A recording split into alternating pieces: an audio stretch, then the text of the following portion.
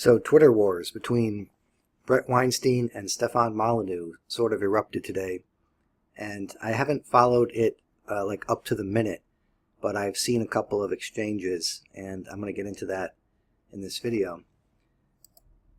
So this is what I've seen so far. Stefan posted this tweet here, and Bret Weinstein started a series of replies to that tweet. I believe Lauren Southern also chimed in and said that Bret should debate Stefan, and I don't think Bret seems likely to debate, or he doesn't seem keen on debating Stefan Molyneux. But I want to give some insight into what Stefan's saying here, because I believe it's coming from a series, well, I did a series of videos on Charles Murray's Human Accomplishment, a book he wrote in 2003. And I think this is where Stefan is getting a lot of his information. So if you're interested in where Stefan is getting his information, you might check out that series that I did. I'll post the links in the description to this video. But if you're only listening to the audio of this, I'll read out the tweets so you can hear it. So Stefan says, from 800 BC to 1950 AD, 97% of the world's scientific advancements occurred in Europe and North America. 98% of the significant figures were male. No white males, no modern world. Fact. I'm grateful, are you? End to hate. Aspire to admire, whatever the race. So then, to that, Bret Weinstein replies in a series. I don't have the whole series written out here, but you can get the gist of it. He says, if the cruise ship industry didn't exist, 10 million people per year would drown in U.S. coastal waters. Fact. And then he continues on, if there had been no Axis powers, the Allies would never have achieved victory in World War II. Fact. And he keeps giving these alternative facts, as maybe Trump might say. So yeah, where do I stand on this? I think Stefan is probably right, and I think he's drawing from the book. He's drawing from Charles Murray's book, and there's nothing wrong with that book. And I'd really like to hear Bret's point of view. I'd like to hear him explain a bit more than just these counterfactuals, because I don't think it holds up. And if you read Murray's book, it's nothing is inevitable. No accomplishment in human history had to happen. And if you just want to look at it even in like a plain common sense kind of way, the Greeks had basically the steam engine back, way back then, when they were making their temples to their gods. They had these sort of really intricate machines where you could put in a token, and the machine would operate and produce like a quasi-automatic miracle of sorts. And this was all steam operated underground and in walls and stuff, and it was kind of sophisticated. So they basically had what they needed to start an industrial revolution, almost, but it didn't happen. And Murray goes into a lot of reasons why it didn't happen, but not just in that specific instance. That's just something I'm drawing on off the top of my head.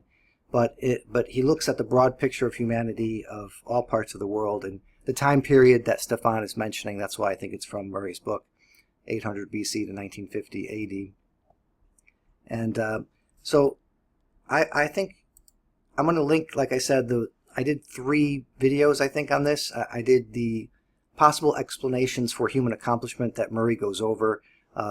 Maybe it's population. So if we have enough people, let's say 1 billion people in China, well, there's got to be at least one Einstein in China, because just number-wise, there must be so many geniuses per population. That's I'll just tell you right now, it's not true. And Murray goes over the statistics related to that, and I summarize it in that video, which I will link in the description here. Another possible explanation, he goes over peace, prosperity, different kinds of models of success, kind of imitating models of success, elite cities, and freedom of action. And lastly, I don't think I got to the Aristotelian principle and the Thomas Aquinas summaries of those chapters, but I pretty much summarized peace, prosperity, models, elite cities, and freedom of action, I think, and I'll put the links to those videos below. Maybe I'll link up what I'll do is I'll attach video 1, the role of population, to this video. So I'll edit them together, and if you want to look at the rest of them regarding peace, prosperity, models, and so forth, I'll put those links in the description below.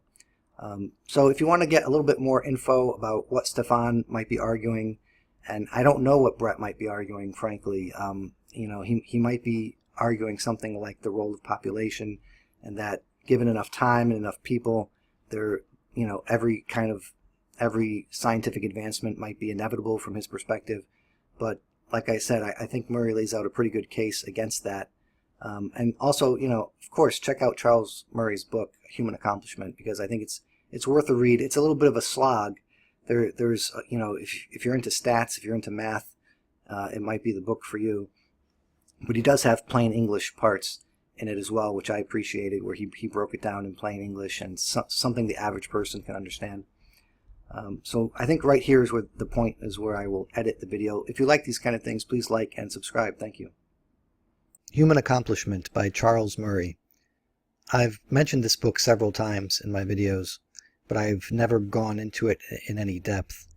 I believe each time I've mentioned it, it was in regards to Thomas Aquinas and his cultural impact in creating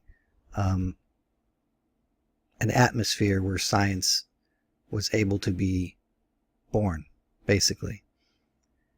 And how that was sort of unique to Western Europe. And Charles has some theories regarding why that is. And some of the things he talks about, I think he leaves implicit, and I kind of make it more explicit, at least the way I read what he wrote. I think he's a very cautious writer. And he wrote this back in 2003, and he has some chapters in here that are prescient, to say the least, regarding the social justice warrior stuff and that kind of thing. So he has to constantly defend himself and his findings against that kind of thinking. So I'm going to, since I've referenced the book several times, I'm going to do a small treatment of it, because it is a very large book, and I'm just going to focus on the parts that I found interesting, or I found the most interesting, the stuff that that comes to the mind when I'm doing my other videos. So, like I said, this is from 2003. It's about 458 pages plus 100 pages of appendices.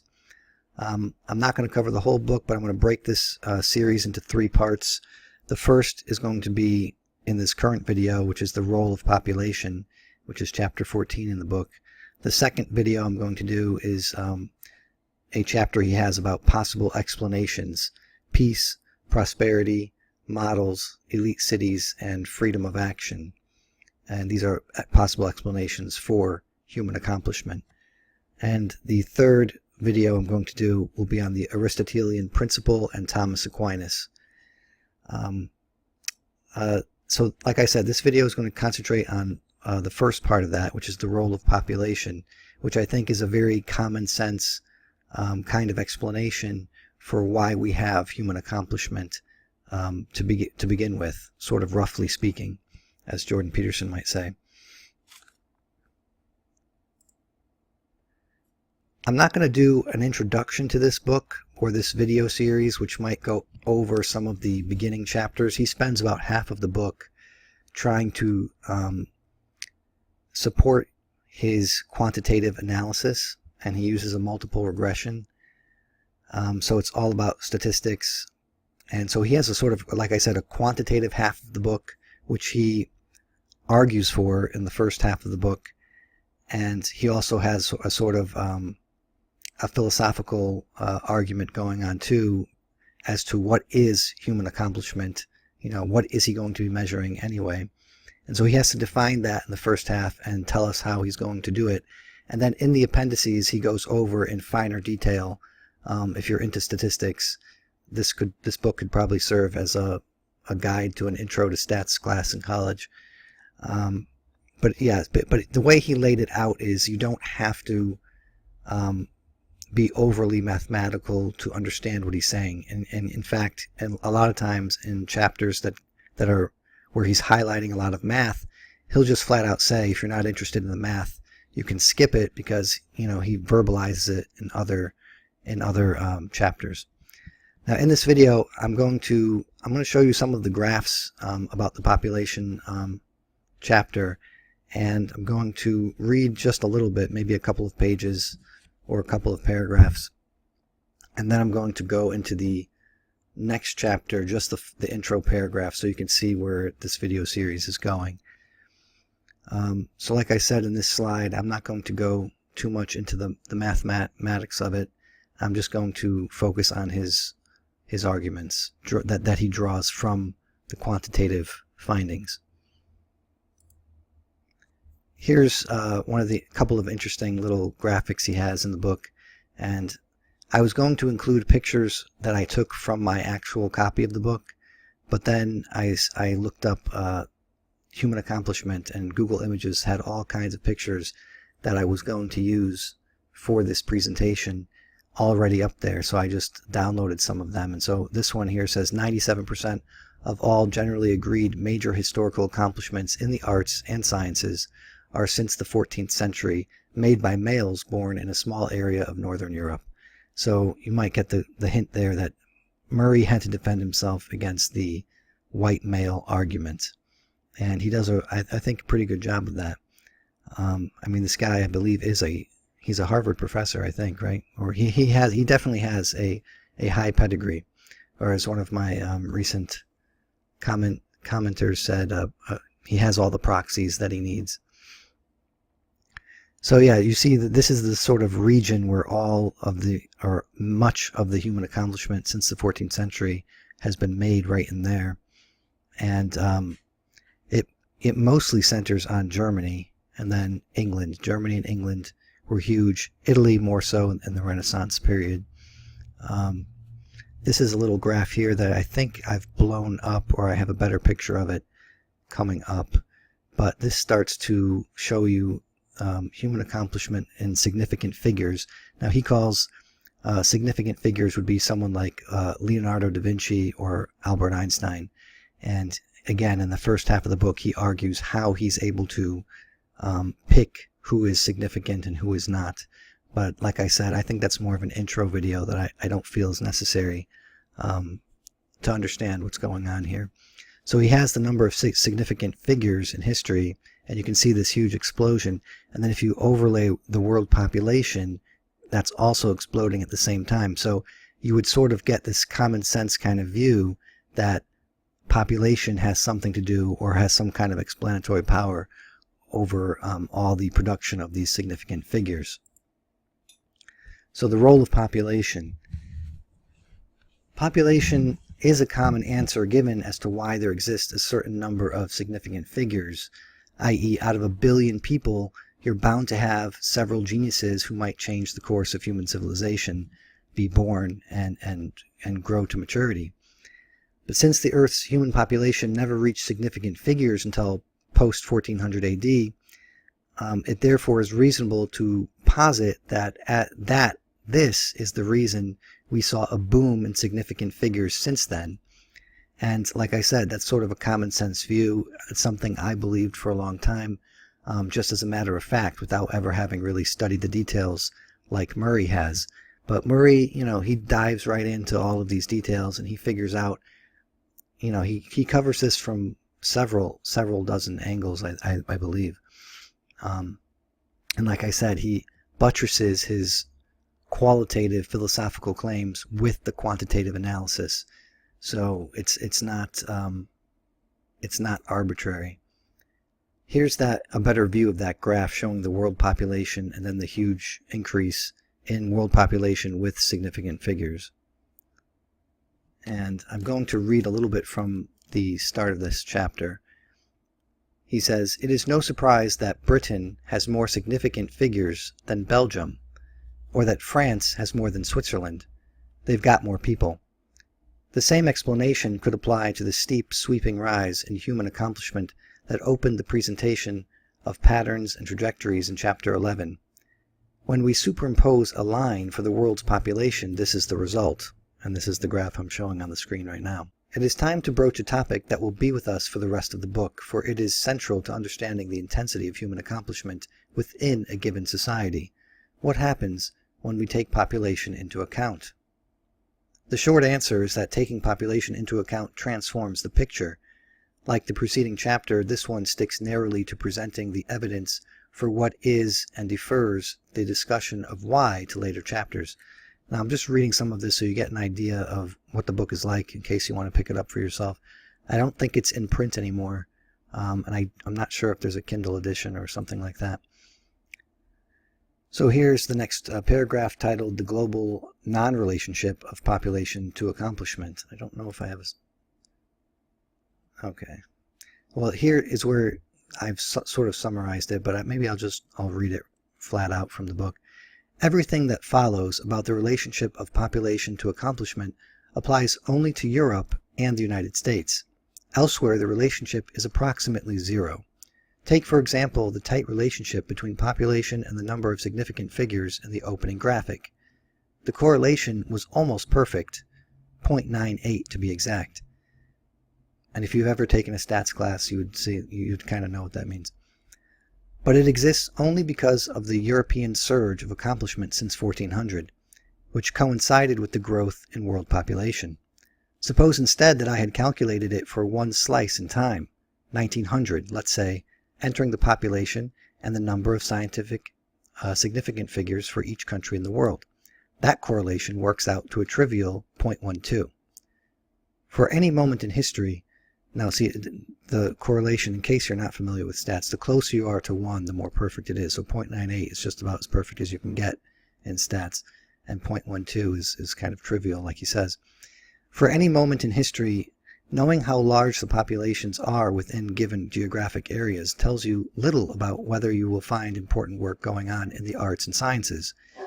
Great human accomplishment has not come about just because the world accumulated enough people. I think that's really important to understand, and that's one of the things that I grew to understand as I read this book. The other thing that I grew to understand, and he makes I might have to cover this in another video besides the 3 that I mentioned already, is that he makes a really interesting and good argument for the fact that a certain development is not guaranteed to happen. So let's say Einstein creating relativity or figuring out relativity, it's not necessarily the case that it had to occur at that time in history. The only thing about that is that I think wherever you find people independently discovering something around the same time, then maybe it was likely because there's sort of like a chain of reasoning, especially in mathematics and physics, where you have one link of the chain, the next becomes sort of visible to you. But other people, like maybe perhaps in the arts or music, like Beethoven, the Ninth Symphony was perhaps never going to be written unless Beethoven did it. If Beethoven didn't come along and all these things sort of happened to him, you would not have the Ninth Symphony. Now, how much this transfers down to technology and medicine and all that kind of stuff, I think he gets into the details earlier on in the book. But again, it's been a while since I've read this book, so maybe I'll save that for another video before I say something that I don't quite remember exactly. Here's a bunch of pages that are around this chapter, and you can see how he breaks out Europe, and he has all these little graphics showing the exact centers of significant figures. And it sort of reminds me how, obviously this is a cultural thing, but it kind of reminds me of how it could be genetic based too, how there are certain genes going around this area and producing these geniuses. But again, he has several theories about this that I'm going to get into with some of the later these next couple of videos. And I'm going to read just the introductory paragraph to this next chapter, and it's entitled Explanations Part 1, Peace and Prosperity. Seeking to explain the kinds of data that I've laid out in the last 2 chapters, the social sciences turn to a list of usual suspects.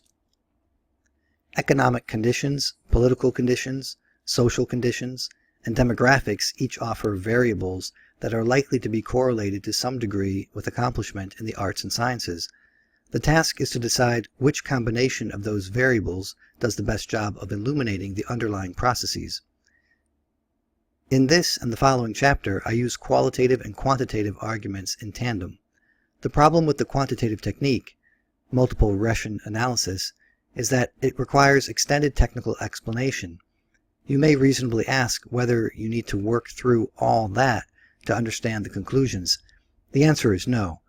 The explanation of what is going on can be stated quickly and clearly. The quantitative analyses are valuable because they substantiate the conclusions. The material is too important to consign to an appendix. It is the quantitative analysis, not the narrative account, that makes the conclusions credible, but I begin this and the following chapter with self-contained, non-technical discussion of the results, and you will be able to follow the subsequent chapters if you choose to skip the rest. For those prepared to make the investment, I have tried to make the quantitative portion of each chapter understandable to those who have no background in statistics. And as someone who has taken only one stats class in college, I can confirm he does make it, pretty understandable. So again, if you're into this kind of thing, you might try to look into this book, or maybe just give a couple of my videos a listen to. I hope to get them out in the next 5 or 6 days, and then you'll have a better understanding of why I keep saying that Thomas Aquinas is such an important historical figure, and why the Enlightenment is heavily influenced by this Christian culture. So if you like any of this, please like this video and subscribe. Thank you.